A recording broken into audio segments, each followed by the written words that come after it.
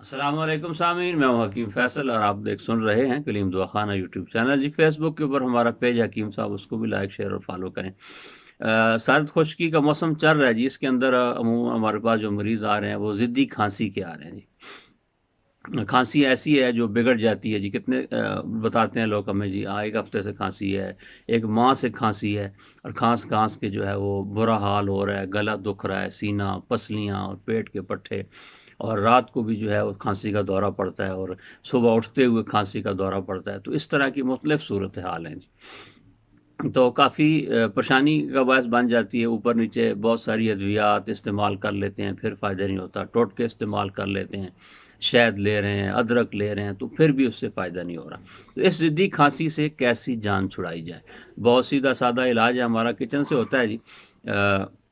اس کا کوئی side effect نہیں ہے، اس کے اوپر کوئی اتنا زیادہ خرچہ نہیں ہے، بہت آسان ہے۔ آپ بلا خوف و خطر جو ہے، بلا دریغ جو ہے، اس کو استعمال کر سکتے ہیں جی۔ وہ ہے فلفل دراز۔ فلفل عربی کے اندر مرچ کو کہتے ہیں، دراز لمبی۔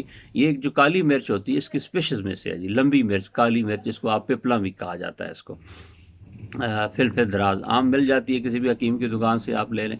تو 50 گرام فلفل دراز لیں، اس کے اندر 1 گلاس دودھ کا ڈال دیں، اس کو ہلکی آنچ پہ رکھ دیں جی، ٹھیک ہے؟ ہلکی آنچ پہ رکھ دیں، پکتا جائے وہ دودھ اس کے اندر سے خشک ہو جائے۔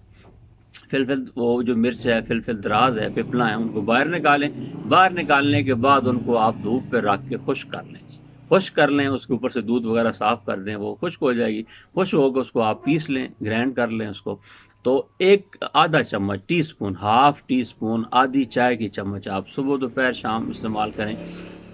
آپ حیران ہو جائیں گے کہ آپ کی 1 ماہ کی پرانی کھانسی، 1 ہفتے کی پرانی کھانسی، ضدی کھانسی جو کسی دوائی سے نہیں جا رہی تھی، اس معمولی سے نسخے سے انشاءاللہ ٹھیک ہو جائے گی۔